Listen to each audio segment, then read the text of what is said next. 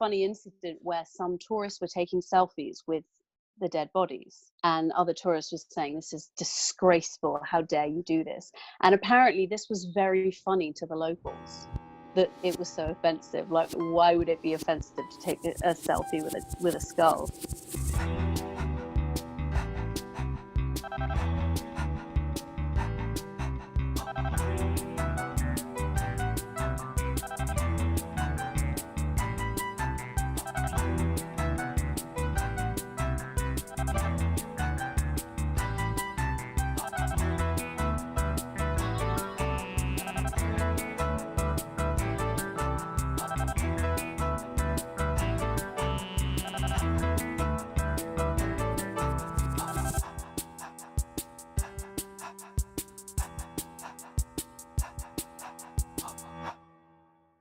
Erica Buist is a freelance journalist. She writes mostly for The Guardian, but Erica has also appeared in The Times, The Mirror, The Debrief, and on BBC Radio. Erica is currently writing her book called This Party's Dead, where she relates her experiences of visiting 7 death festivals around the world. With this book, Erica's goal is to try to understand how other people deal with mortal terror and how they get from the knowledge that they are going to die to living happily day to day. In this episode, Erica tells us what pushed her to travel to the death festivals, how her death anxiety has entered in her life, what she learned so far from the different places she has visited, and how our Western views of death can be seen as weird compared to some other cultures. Please support the show by liking and sharing this episode on social media, and to make sure you don't miss out on any future episodes, sign up for our newsletter at Hangout.com. It will also be a massive help to us if you subscribe to our YouTube channel, which you can do right now by simply clicking the subscribe button. Now, get ready for this episode, Partying at the Death Festival. Talk to us a little bit about this book of yours. I think it's going out soon. No, I'm still writing it. It's you probably thought that because the book's already on sale, but it's because I have kind of a hipster publisher. I don't know if they like being called a hipster, but they're based in Shoreditch, so the deed is done. They're a hipster publisher. I think of them as hipster anyway, because they actually put the book on sale while it's being written.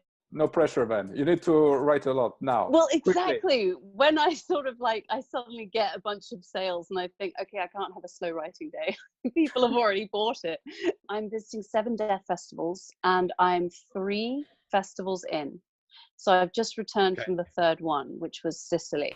All of the rest of them I'm doing next year. So the final one will be Madagascar in September.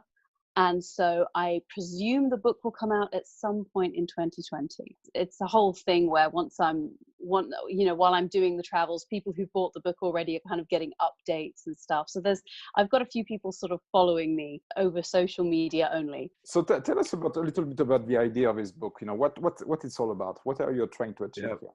Why death festivals? Yeah. Why? What the hell are you doing, Erica? Exactly. It's a common question. I think a lot of death projects start with a story that's a bit sad, and this one is, at least it's awkward to bring up over dinner. But my husband and I found his father dead in his house, and he'd been dead for 8 days. So it was a pretty traumatic Tuesday. So after that, it was quite difficult because we had actually lived with him for 2 years. And then we'd moved out, trying to be grown-ups. And then he died and we weren't there. My husband, who'd already lost his mother, he dealt with it so fantastically. And I dealt with it by trying not to grieve at all. He wasn't my dad. Oh, I don't want to steal his thunder. I thought, I'm just going to skip the grieving, and it worked brilliantly. No, I'm lying, it didn't work brilliantly. It didn't work at all. So what kind of happened is I, if I'm honest, started stalking people online to check that they were still alive, just everyone I knew, because I genuinely thought I was a genius for having noticed that people don't send out a bat signal when they die. I thought everyone else was a moron, and I was just the one having to check on everybody. And I was doing this for quite a while before I realized I hadn't been outside in a long time, and I realized I was agoraphobic. It turns out, in order to get over agoraphobia, you have to go outside, which is bullshit. I was so annoyed. So I attempted to go out and buy a sandwich, and it didn't go very well. I was living in a quite posh area of North London called Crouch End, which is basically mostly yummy mummies going to and from Zumba. So I really had no right to be as terrified as I was when I was out there. What happened was, which led directly to this project, is I was in the supermarket.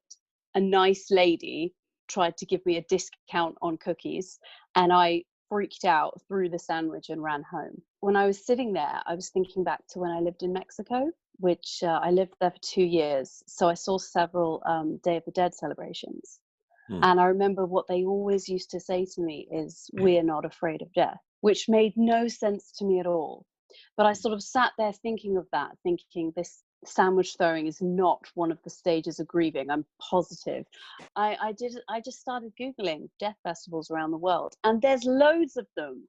And we are apparently the weirdos. So I decided to visit 7 because that is one festival for every day that my father-in-law lay undiscovered. One for every day we didn't find him. Ever since then, visiting the festivals and also just meeting these weird and wonderful characters. There are people who believe they're gonna be able to eradicate death and live forever as a robot. There's people who are sort of practicing radical death acceptance. I can't even believe how many amazing people I've met already on this journey. What did you learn? So is anything changed along this journey? Because it's not finished yet, this journey. No. You're still writing on it. So what are the main findings right now for you? One of the things I really didn't want to do was sort of I didn't really want to do like a reverse imperialist thing where I'm sort of taking stuff from everybody else. What I am trying to work out is how everyone else gets from knowing they're going to die to existing day to day. Because the way I did it was by not leaving the house. Weirdly, everyone that I've been to has definitely taught me something, just a way that other people are dealing with it. So for example, the first one I went to was Mexico. I sort of went back to a different part of the country. I sort of realized that, because at first I was actually quite sad about it. I was still really raw, really grieving at the time. First, I was so disappointed. I was thinking, what am I doing here? I don't believe the spirits are really coming back. What am I doing? Why have I put myself thousands of miles away from anyone who loves me just for this? I'm such an idiot, But weirdly, something sort of clicked while I was there, because I literally just thought, okay, I'm going to have a go at this. I'm going to go to the altar and I'm going to put down an offering and I'm going to talk to my dead loved one for a minute. And I felt so stupid doing it. But as soon as I'd done it, something changed. And that specific thing was I started using calendars again. I hadn't used calendars in a year because I just thought, well, calendars just hurt your feelings. They just tell you birthday dinner with Chris a week after he dies. And I thought, why did that happen?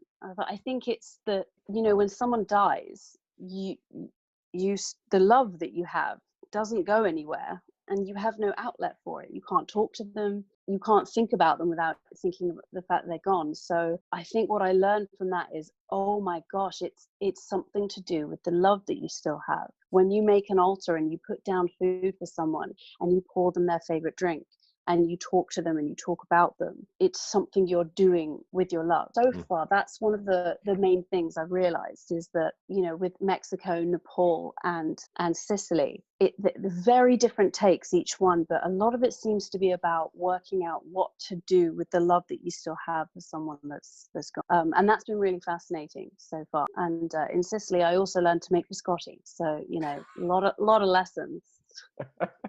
I burned them very badly, but I still learned. I'll get it right next time. I like what you said about we are the weirdos, because when we look at these festivals from our Western mind, which are educated and, so elegant and intelligent and so wise, and we look at this festival, we have what kind of things they are doing. They don't know lies, but we do what we shouldn't do these things, So to me, it shows something. But actually, the people that are lost, that we have lost our ways, is ourselves. We cannot face death anymore. We cannot face death anymore. We don't talk about it. we don't want to see it, and somehow it affects us. Right. And it's interesting that your experience, what you describe, your experience of the sandwich things that happened to you, you link that to death, to your fear of death, or somehow, or to this. Oh yeah, 100%. Can you tell us a little bit more about that? How this rejection of death actually make us even more unbalanced, or right. Broken, or I don't know. I think you interviewed one of the writers of The Worm at the Core on the show, which is Sheldon. You interviewed Sheldon. Yeah. That's amazing. So he talked about terror management theory and all these ways that day to day we deal with the fact that we're going to die. So I think with the sandwich throwing incident, that whole thing, that was kind of essentially one of the things they said is that really we need just a little bit of denial to get through every day. The fact is, if you go outside, you might get hit by a car and die. And the act of going outside and walking down the road is essentially an act of faith. And these acts of faith used to be a lot easier when we were much, much more religious. I think they said that about, if you're a caveman and you're sitting in a cave and you have to go out and fight a tiger for your dinner, it's not the best circumstances under which to do that, and not thinking I'm alone in the world and I'm the same as an ant and I'm just a perishable creature. You have to believe that you're special. And that whole period for me, it was like I had a complete faith deficit. I remember getting frightened watching my husband walk down the stairs because I thought he might trip and fall. It seemed to me completely logical, the idea that anyone I'm not looking at might be dead. And like I said, I thought everyone else was just a moron for not having noticed this, when really what they had was a bit of faith, whether that's religious faith or just whatever kind of denial we need to get through the day. I thought I was being accepting of death at this point. I thought I was being smart. Instead, what I was doing is I was sort of combining the desire not to die with this certain knowledge that I'm going to, and just reacting with fear. And by the way, that is what agoraphobia is. Agoraphobia is the act of bargaining with the fact that you panic. So, you go to the street, you panic, you go, well, I won't go in the street again. And there was a point where I went to the window and I just felt this shudder of just disgust and horror and thought, well, I won't go to the window again. And then I went, oh, no, that's no way to live. Okay, I know what's happened here. So, that was really just a much more extreme version of what we do in the West, is we, even discussing it, people go, oh, come now. Oh, let's not talk about that. I really hope my parents don't listen to this, because they'd probably be embarrassed if I told you that they are medics, and therefore I forgive them that they didn't ask me, how is your book going, for about a year, because they didn't want to hear the answer, because I would just start talking about death, so it's really hard for people. But also, I don't know if you have a word for this in French. You probably do. In English, we have this word ghoulish. It's a word that means someone who's looking at death, and it's a pejorative word. And it means you shouldn't be interested in that.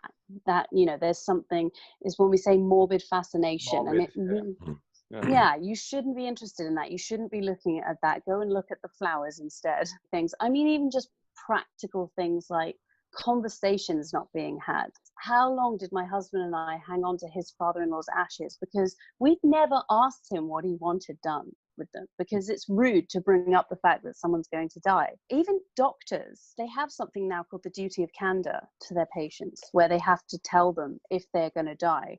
That came in 2014. And I sort of read it several times, and then I got in touch with my stepfather and I said, 2014, are you serious? And he said, yeah. So they've only had to be honest with a patient that they're dying for 4 years. Just think, what? And before that, they were saying things like, it'll get a bit worse before it gets better. What? I'd be furious. This denial of death is baked right into the culture. I mean, even doctors are not allowed to tell us we're going to die, or until recently were, they were not forbidden from lying to us about it. That is, I mean, it's amazing how pervasive it is.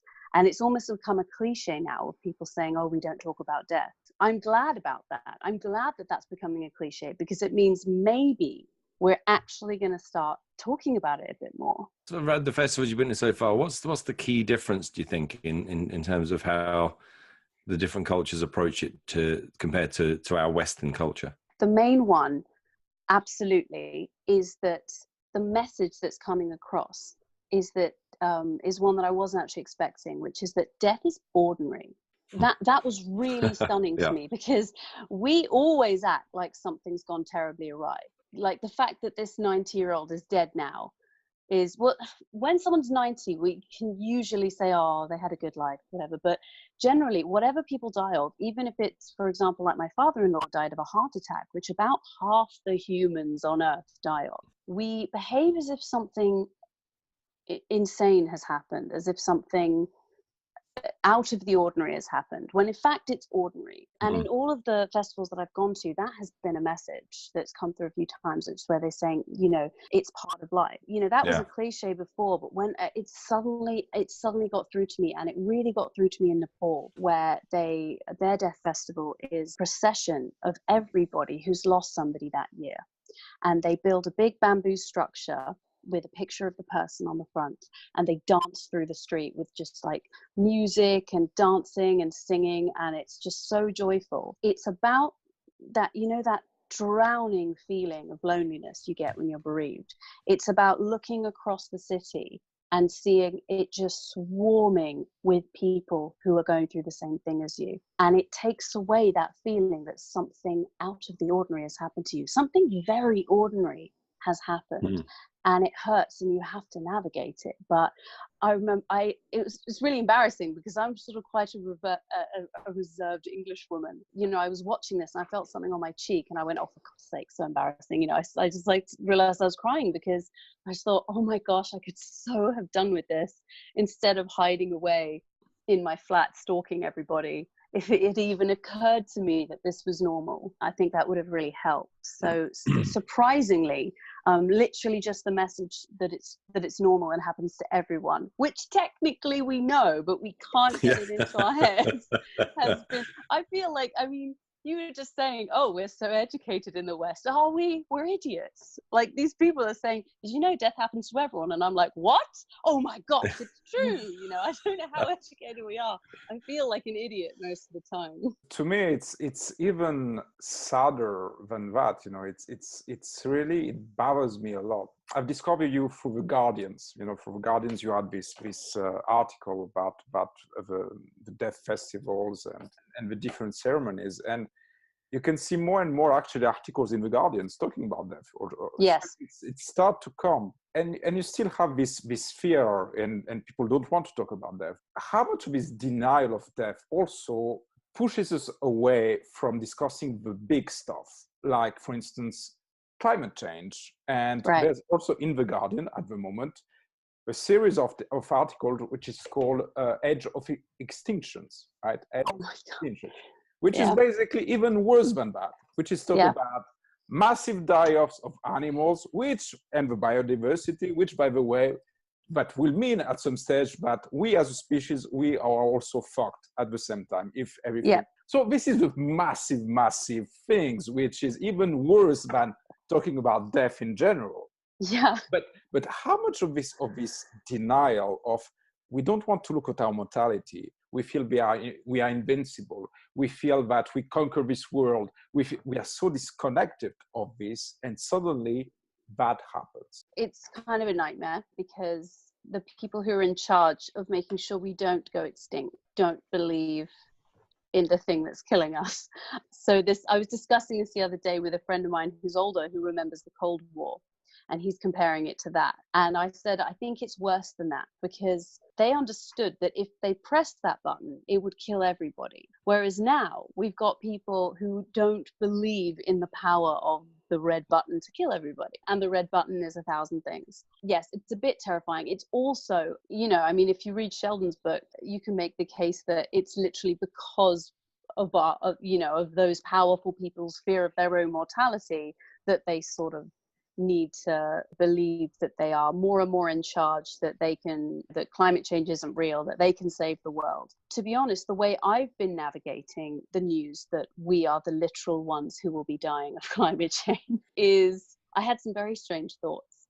I was quite calm about it. I think a lot of it is because of all the death acceptance stuff I've been reading, but I thought, wow, my book is going to be one of the last books to ever be published. I thought that, which is a weird thought. But then I thought, old age sounds awful and we won't have to deal with it. I mean, these really this sort of optimism that's couched in such darkness. But I think dealing with death as a concept, when day to day, when we say we don't talk about it, we let's be clear about something. As a society, we actually love death and we're very, very excited by it. Otherwise, why would Hollywood be commissioning, so many things about, mostly dead girls. We love dead girls. It's almost always dead girls on our screens that people like. Can you think of a thriller that didn't have death or violence against women? I literally can't think of one. But it's our own death that we don't like discussing. And the death of our entire species is really terrifying, but also people are extremely unwilling to change their habits. So, I spoke to a friend who refused to believe that the whole world going vegan would actually help. He was just like, no, wrong. And I think he has to believe that because he knows he's not going to go vegan, but he has grandkids. Whereas I don't have any kids and I can say, oh, I'm going to have some cheese and the world's going to end because of it, whereas he cannot believe that. That's too rough because then he feels like he's killing his kids. So I think the issue of climate change making us go extinct as a species, it's so much bigger than literally just dealing with our own deaths. That's about changing what we think the world is, because the truth is we think the world is us. But if we do go extinct in the next 100 or so years, then we were an embarrassingly short-lived species and we should just try and never speak of it again. It's just too embarrassing. But don't you think that it's because we disconnected ourselves from our nature? Because going back to your death festivals, you said something which is very true. It's death is something normal. It's about accepting our vulnerability. It's accepting that, we are born and one day we die. That means that we are not that important, right. That the others are important as well. Our children's, the nature. We are not the guys who will survive that. So it's right. about being more humble. And I think this is something about that. We are not that humble, us, in this Western society. So is it about that, this death festival? It's going back to something which is way more simple than what it is, or who we are. I actually think it's the opposite in a way. The way most people deal with death, like even on a day-to-day level, is by not being humble at all. So, for example, people who've had a death reminder, for example, after a death reminder, they are much more likely to disparage animals because we don't want to be like animals. Look at us. We're all sitting here. We're wearing clothes. We defecate and fornicate in private. There's all these things we do to show that we're not like animals because animals live short, brutal lives and then they die. And actually, I think the death festivals go along with that. They actually do the opposite of humbling us. Okay. The thing about death festivals, it's about making us believe that our deaths matter.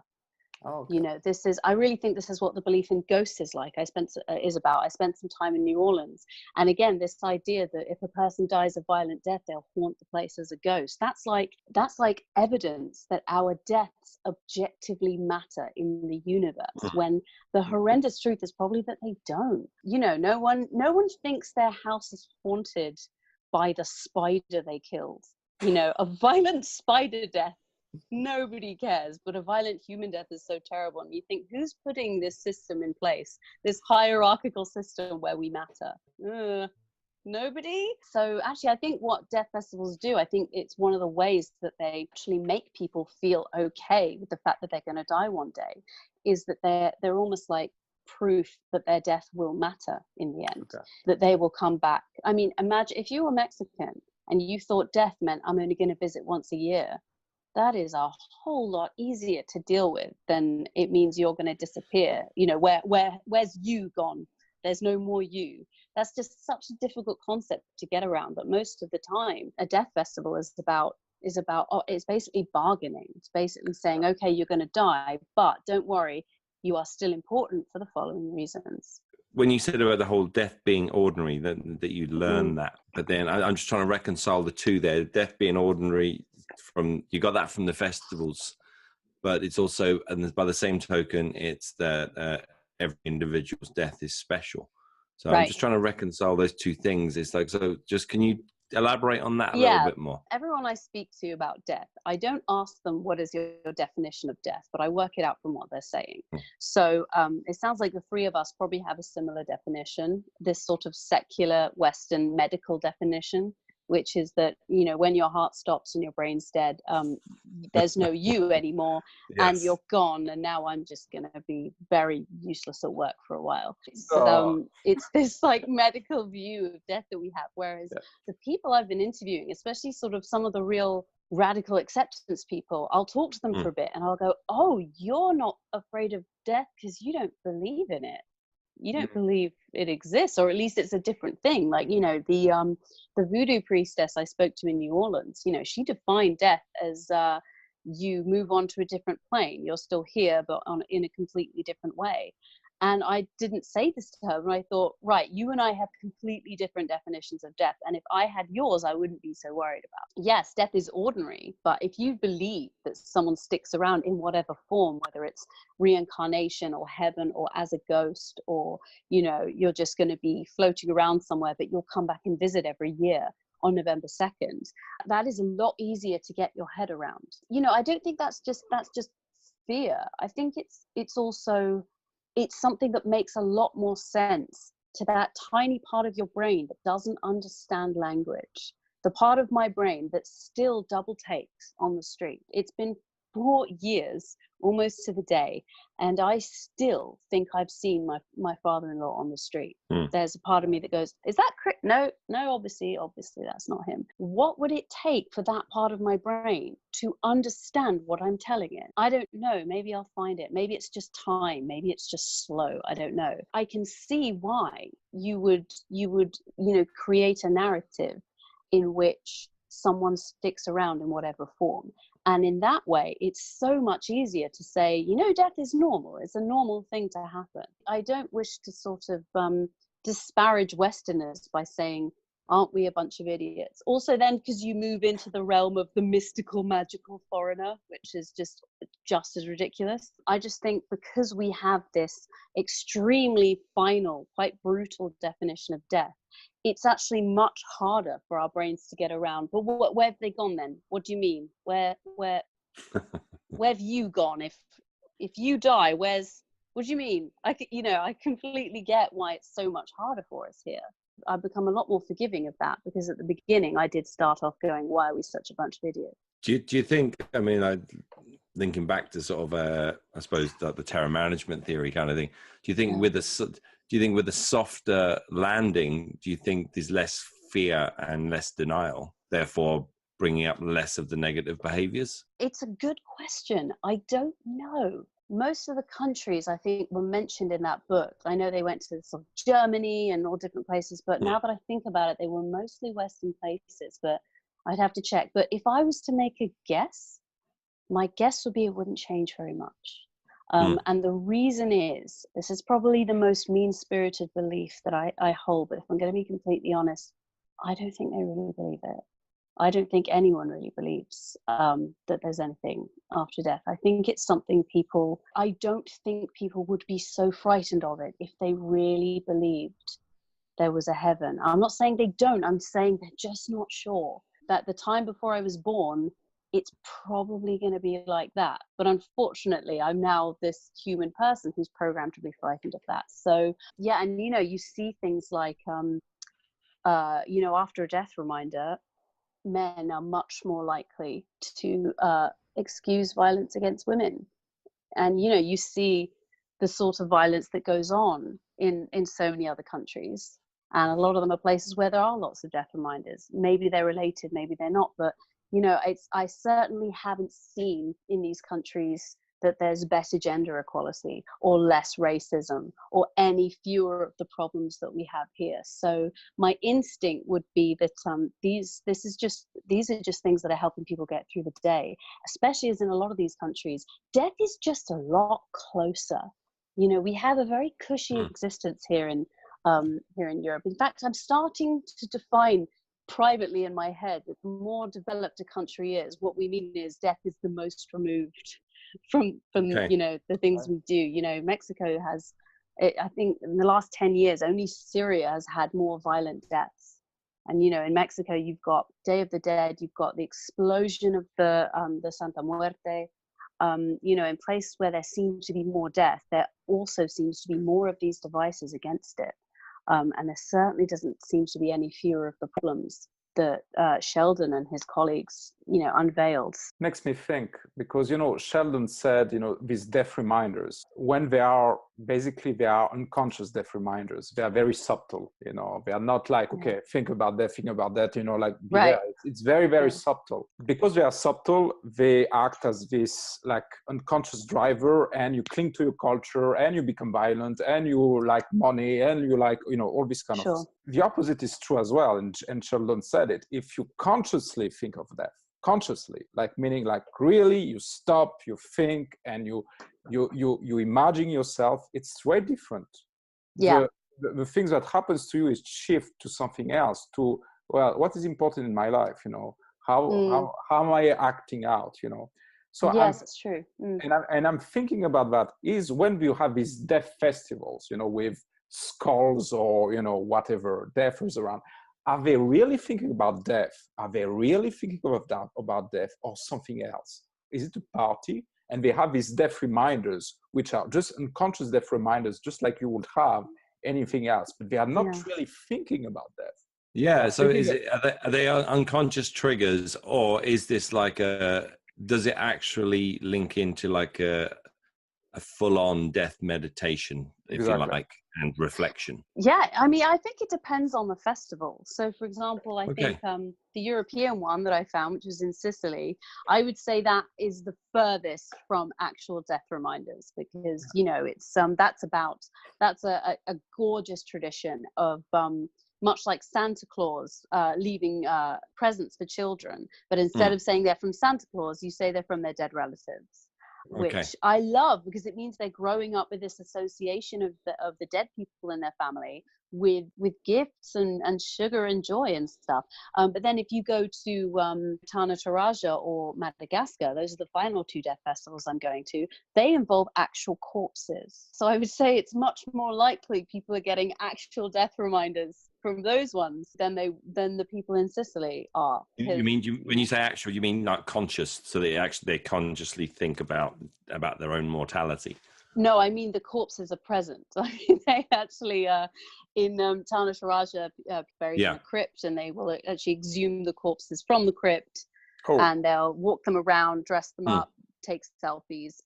Madagascar's the same. If you die in the Haut Plateau de Madagascar, they will, every 7 years, they'll dig you up to rewrap you in fresh sheets. They'll also dance around. You know, everyone drinks rum and has a massive party, but your corpse is, I don't know why I made it you, sorry. No, it'll happen. Nice to know the bedding's changed every 7 years, though. Nice, right? It's sweet. So essentially people will, the family will come from all over the country. Some people will actually walk for a couple of days to get there. They'll dig you up, and, you know, they won't dig you up for days. They'll dig you up for as long as it takes to rewrap you in sheets and have a massive party by the looks of it. So that'll be fun. I'm doing that in September next year. I mean, so if they all go, so it's 7 years. Is it 7 years from the anniversary of the death? I believe so. Yes. Every 7. I mean, yeah. So oh no, I'm wrong. Sorry, it's between June and September. So it's a particular period of the year. Every 7 years. When the weather's nicer. Yeah, it's a good question. I'll ask why it's there. Yeah. I mean, could you get to a point where all the family, if there are enough deaths, that there's one every week? I mean, or sort of say that you said they only dig the person up for as long as it takes to rewrap them, put them in, but could it get to a point where there's a massive number of people where you don't even have the time to do them all? I mean, I've seen pictures where there's more than one corpse being exhumed. So yes, I'm sure if there's a few anniversaries coming around, they might, you know, have 3 or 4 corpses in the one thing. But it doesn't take long to rewrap the sheets. You know, it's a bit like having any party except there's a corpse present. And you know, they sort of hoist them up on the shoulders and dance around with them. It looks joyful, and once the oddness of there being a corpse present, you know, when you have a Western brain, which is a brain that is not accustomed to corpses being around, or even you know, death being discussed particularly, to suddenly have the actual literal manifestation of it there. You'll see why I've left them till last, those two, because it's you know, it's a bit strange for us. You need to send us some selfies while you're doing this with the corpse Sure. and everything, you know, just like when Yeah, well, apparently it's fine to do. I mean, there's there's a graveyard in Indonesia, which is you know, corpses are just on the ground. There's bones just there, and you know, it's bodies rotting in the open air, and they charge foreigners quite a lot of money to get in there, $50 or $100. There was quite a funny incident where some tourists were taking selfies with the dead bodies, and other tourists were saying, this is disgraceful, how dare you do this? And apparently this was very funny to the locals, that it was so offensive. Like, why would it be offensive to take a selfie with a skull? And yeah, if you think about it, why is it offensive? What is the problem? the culture. And it's because we say, well, respect, and it's like, what does that mean though, respect for the dead? Because a lot of the time it just seems to mean fear, you know, reverence. If you think of like reverence as a mixture of love and fear, our fear factor is so much higher than our love factor here when we talk about respect for the dead. It's about, half the time it's about not even looking. My father used to say, don't step too close to the headstone because you're standing on their body. I think they'd be fine with it. That was what was so strange when I first moved to Mexico, and I saw all these skulls get it, you know, depicted as being drunk and partying. And I was staring at it going, why do I find this shocking? And I was like, because there's no reverence, because, well, rather there's reverence, but there's way more love and just not enough fear for me. I think there should be more fear when it comes to death. I've made a lot of adjustments in that. So I kind of, now when I go, I sort of step back and try to work out, okay, why is this strange to me? Where is it deviating? Because the last thing I want to do is assume that I'm the average, because like I said, I'm not the average. You know, when I Google death festivals around the world, the first thing I learned was I'm not the average. This is odd. I have a guess here, but I still think that you still have this kind of Western belief about death. I assume that nothing's changed in terms of life after death, or, you know, spirits and ghosts and whatever. You still believe what you believe, you know, which I think is the same as us. But you said that it helped you when you went to this Mexican festival. You know, you did this ritual. Yeah. And that helped, even though that you don't have this kind of belief of spirit and life after death. Right. How do you explain that? How do you explain that a ritual is necessary for us? That's sort of, we are wired this way. And actually some animals have also some funeral ritual as well. Is it something that we have to do? It's a great question. To answer the first part, I think the reason it helped was because, so I don't know how it disappeared in France, for example, but in Britain, we, in Victorian times, we had extremely rigid mourning rituals. And I think they were so rigid that we just ran away screaming. We got rid of the black, we got rid of the, you know, you have to wear black for this exact amount of time, depending on how you were related to the person, blah, blah, blah. We just ran away screaming. And we're now left kind of rudderless, sort of, we're just drifting.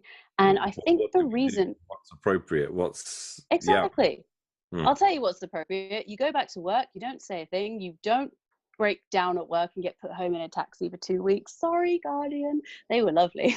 But we're left with absolutely nothing. I mean, even when someone's lost somebody, you know, no one asked how I was after Chris died. Everyone asked, how is Dion? Which for me just reinforced the idea that I have no right to grieve here, which is weird. Like, who gives you a right to grieve or not? But I just assumed everyone would think I was lying. So I just hid it, you know. And so I think with in Mexico, and this sort of little ritual that I performed, and felt so stupid while I was doing it, by the way, I think the reason it helped is because it was a moment where I was doing what I'd refused to do up until that point. And that was, I stood for a moment with my grief. I talked to the person, which I hadn't been able to do since then. And I gave him a gift. And that is it's like I was talking about earlier, how your love doesn't go anywhere. It's doing something with that love. A lot of the time, that's all rituals are. They are, if you look deep down in your soul, I think a lot of people would find they don't really believe they're there. Maybe they wouldn't find that, but even if you look deep down and you don't believe that they're still there, the fact is you have something useful to do. Okay. You have something to do with this just ball of love and grief that won't go anywhere. It's giving something for your hands to do in that moment. They say that talking is therapy. Because I was in this country and I was talking about death, and people said, what brings you here? And I said, okay, well, my father-in-law died. I think it was literally just, I was suddenly doing the things that you're probably supposed to do when you're grieving. Things like mentioning the person's name, admitting you're sad. I mean, really basic stuff that I had been denying myself. So we hope you enjoyed this week's episode. Again, please support the show by signing up at deathhangout.com or clicking on the subscribe button on your screen.